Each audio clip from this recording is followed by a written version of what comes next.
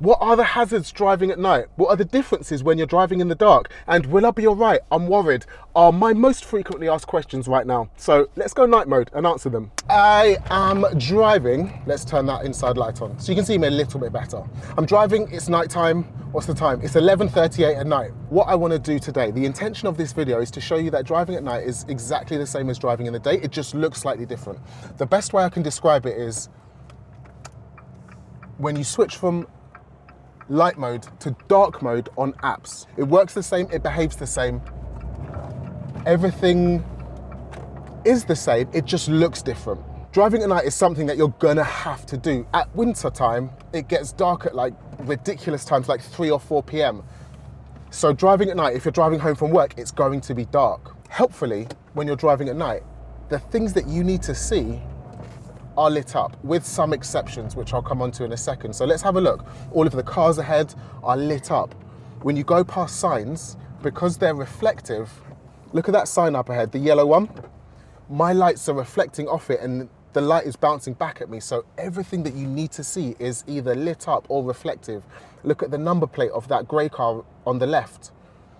It's reflective, so the light's bouncing back at me, and that works for every road sign. So it should be quite easy to see. Not that other things are difficult to see. Look at the road markings on the floor. I can still see them.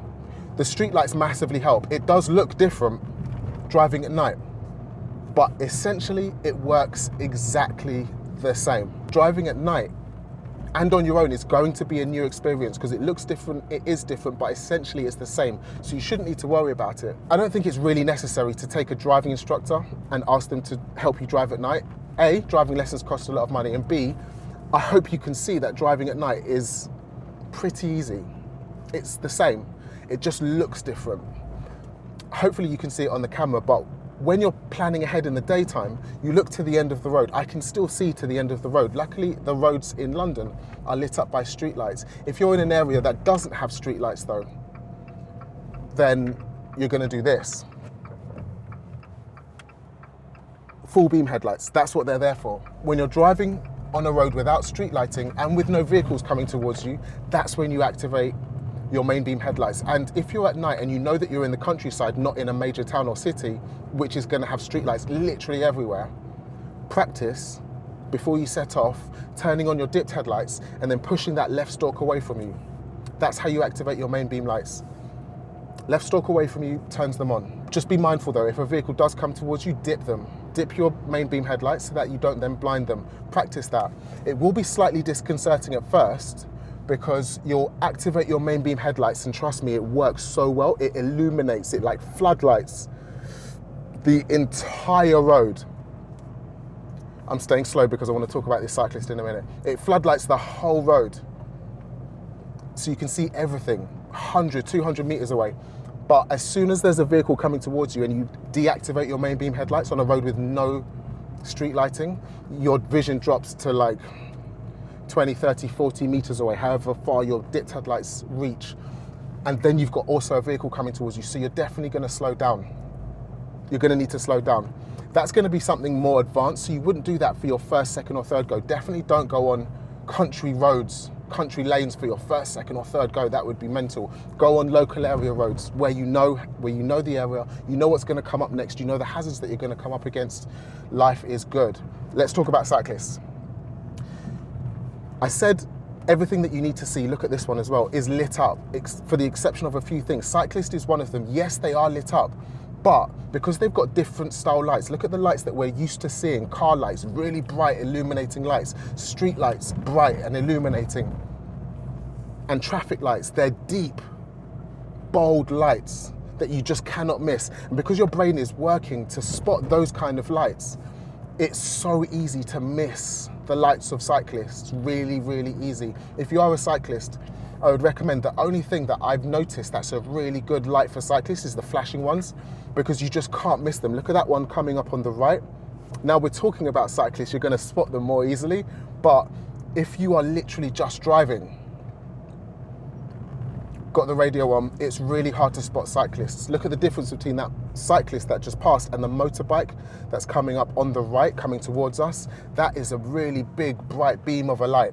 and it's so easy to see it. But with a cyclist, because they're small, they're not high intensity, they're low powered lights, it's difficult to see them. The other thing that's not lit up at night that you'd really need to pay attention to are, look at that cyclist on the right, literally silhouetted against the park.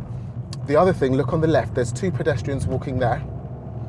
Because they're not lit up, you can't see them so well. There's another one on the right. So you really need to take extra care of pedestrians, especially around town centres and stuff where people might be stumbling out of the pub, not really thinking too well about cars and vehicle safety. It's really important to look out for them and keep them safe, especially when you're not looking at the pavements, because the pavements aren't going to be lit up, just the road is lit up. And look at that crossing the road in front of the police car. Completely, there's another one there, completely silhouetted. It's so hard to see them, so you really have to keep your wits about you. But if you're consciously thinking, I don't want to worry you unnecessarily. I want to point out the things that you need to look at, you need to look for, and you need to be aware of. If you're consciously thinking about pedestrians, still scanning the pavements for pedestrians and cyclists, then you can take action, take measures, there's 2 more, to keep them safe. Because I'm consciously looking for pedestrians, then it's much easier to spot them. If you're just driving unawares, not unawares, there's a better word, driving instinctively without thinking actively, then you're gonna miss them, and we don't wanna do that. So the hazards that we're looking for at night are potentially different to the ones in the day. In the daytime, you've got, this road would be really busy in the daytime. It's not. So we don't have to worry about the traffic so much. I can't think I've ever been in a traffic jam at 11:50 at night. That's the time right now. But the hazards just change slightly, so we just have to change the way we're working. Look up ahead, roundabout is lit up. The signs on the roundabout are fully lit up. The pedestrian crossing is fully lit up. As I'm approaching these signs, look at the yellow one, it's fully lit up because my headlights are reflecting off them. Before you drive your car, if it's your first few times, just before you set off, familiarize yourself with the buttons, the controls, the switches that you're gonna need to use at night. For example, the demisters. If you're driving at night and it starts raining, you will need to demist your windows. When it starts raining, your windows fog up like mad. You're also going to need to use your headlights. Practice using them, practice turning them on and off so you know how to use them. But essentially, look at this. Look at the picture ahead. I hope that you can see it as well as I can see it in the car. If by some chance you've watched this and you feel like driving at night is unmanageable, please ask me questions in the comments. If there's a question about driving at night that I didn't answer in this video, please ask me in the comments. I want to make driving as easy as possible for absolutely everyone. Let's get slightly away from this car because I'm going to have to pull away in a second. Thank you. Appreciate you all. I'm going to go to bed because I've been up since 5 a.m. That was a shortened version of one of the channel members' videos. Thanks to Sarah for asking the question initially. If you're not a channel member, then you're late to the party. If you've got a question that I can help you with on a video, join the club. I'll see you there. And in the meantime, YouTube thinks that you'll love this video. Watch that next. It'll help you learn to drive. See you in the next one. Peace.